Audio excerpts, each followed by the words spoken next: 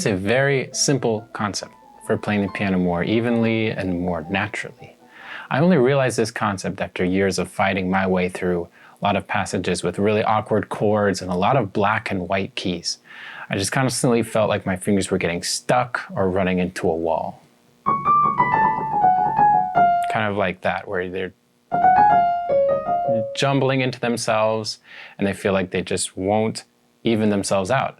And I would drill the passage over and over again, kind of hoping it would magically work itself out. The reality is this isn't true. It just doesn't work itself out that way. What I realized was this: each finger needs to drop the same distance to get to the bottom of the key. If one of the fingers is dropping further, has to go further than the other, there's just no way that they can be even. But you can fix this issue if you reconsider the way that you're preparing your fingers for each part of the passage. We're going to look at two considerations that you want to think about when you're preparing your fingers to play. The first one has to deal more with chords, and the second one has to deal with the black and the white keys. So that's what we're going to look at today. I want to show you how to do that, how to get your fingers to play evenly so that they are only dropping the same distance. So first I'm going to play a demo of the Mozart piece, the Rondo Alla Turka, that I was working on before. And I want you to pay attention to how smoothly and evenly it is. And then we're going to talk about how you can get there.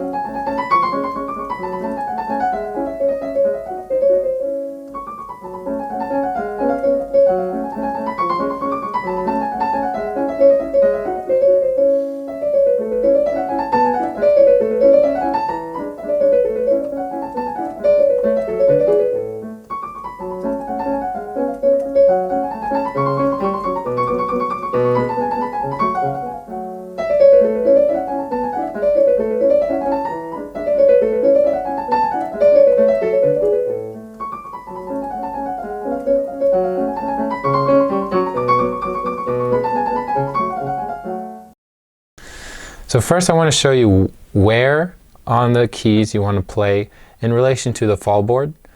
This part is the fallboard here. So ideally you want to play right around here. You see where the center of that is, but it's not going to be the same for every note. It's not going to be the same for every finger. Some fingers you're going to play more towards the edge, and sometimes you're going to want to play more towards the fallboard. You just need to be aware of where you're going to be and why you're going to be there. In general, different fingers are different lengths.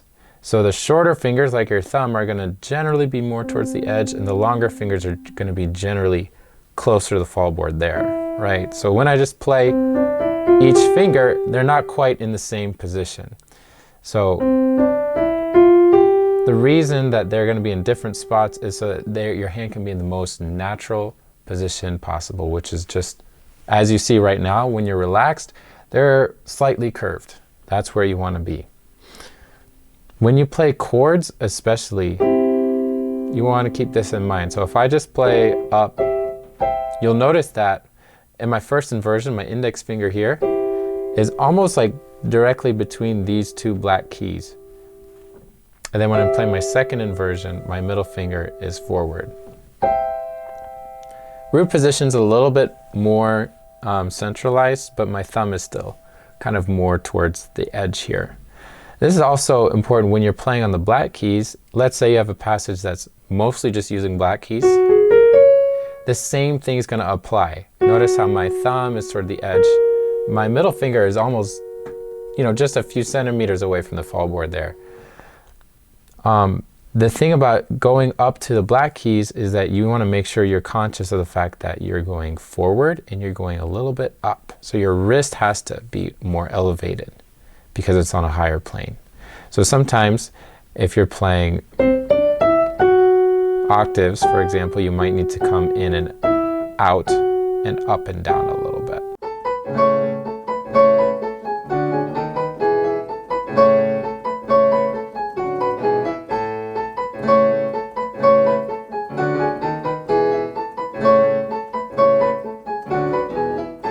The next thing I want to talk about is when you have a passage with some black keys and some white keys. Here's my general rule of thumb, is when I play the white keys, my fingers are more curved, and when I play the black keys, my fingers are more straight. So you can practice this using your 5-finger scales. That's a good way to do it. If I start with C major, everything's pretty curved. G major, same thing. When I go to D major, my middle finger there goes from being pretty curved to being pretty straight, but all my other fingers are curved. Same thing with A major. And when I go to E major, my index finger right here is going to open up. You see that? And then when I go to B major, my pinky is going to straighten out. And you can go through all of them with this same thing in mind. So you'll notice that when I do this, my wrist is a little bit less mobile. It doesn't need to move that much. But I'm only doing that for the sake of example to show you that when your fingers are in the right position, they don't have to adjust much. However, that doesn't mean that your wrist should be locked. You actually want to utilize both of these things when you're playing your pieces. You want to think about the position your fingers in, and then you don't want to get so locked and rigid that your fingers are tight where they need to be. They should still be loose. It's just something that you want to keep in mind. So for example, if I'm playing this one, I'm not going to tighten my fingers and make sure that they're right here before I play. Rather, I'm going to keep in mind that when I get to my 4th finger, it's going to be a bit straighter. So you notice that before I play, my fingers are not really in position, but they get into position as they go. The point is that they know where to be when they're ready to go. You don't want to be locked. The other thing to think about when dealing with black keys is your thumb. You have a lot of black keys, but your thumb's on the white key. Your thumb can be a little bit taller. As a matter of fact, it's almost going to play more with the tip of the thumb here, which is unusual. Normally you're going to play with the side here or more at an angle. That's a good spot to put your thumb.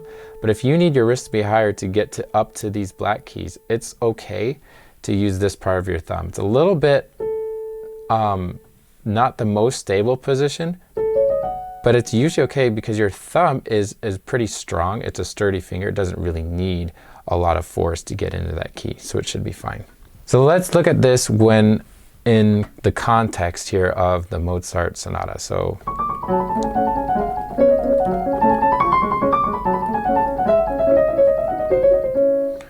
when I slow it down, you'll notice that here my middle finger is pretty straight, and then I move here.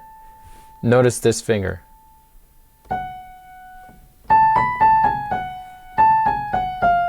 Notice my thumb is pretty tall. Here I'm going from my ring finger here being pretty curved to straightening out like this, right? The reason this is really helpful is because if you don't think about straightening it out, you're going to have to lift it with this joint here, like actually lift your finger up, which I can't even do that. So it's much easier to move these two joints than it is to move this joint. This joint needs a lot of effort to just get your finger up. That's why you want to think about straightening it out.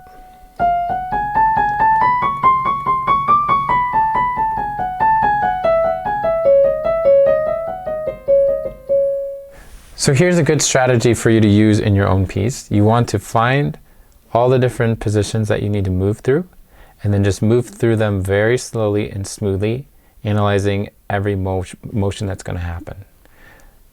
So when I move to the second position, I'm just straightening this finger, and I'm bringing these two fingers slightly closer together. The next one,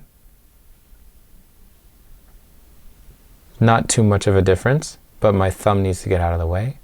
Then the next one, this finger is going to straighten out. So I would move through maybe 2 or 3 positions at a time, not too much, until you feel really smooth and comfortable. Then just go through it note by note.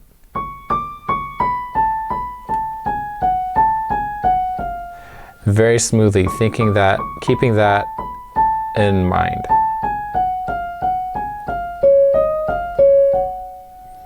The next thing you can do is you can practice the passage on a closed piano lid like this.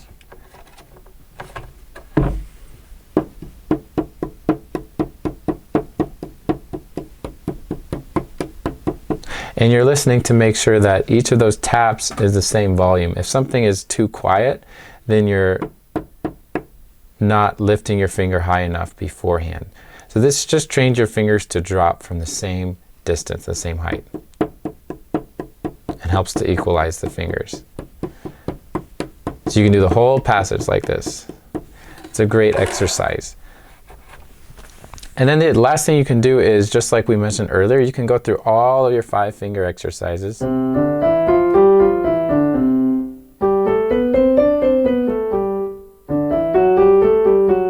And straighten out those fingers.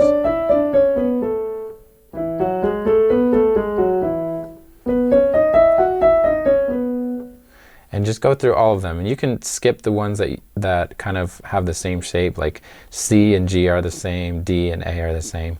Doesn't really matter, but just getting used to bringing those fingers in and out and straight and curved is really great. So that's it for our lesson on finger positioning. We covered how close to the fallboard you want to be. That depends on how long or how short your finger is. So again, make sure that when you have longer finger, you're closer to the fallboard, shorter fingers, it's a little bit further away. When you're dealing with white keys and black keys, you have straight fingers, you have curved fingers, and you don't want to lift your finger like this because that is way too hard. As always, let us know if you do have any questions. You can put them in the comments below. Happy practicing.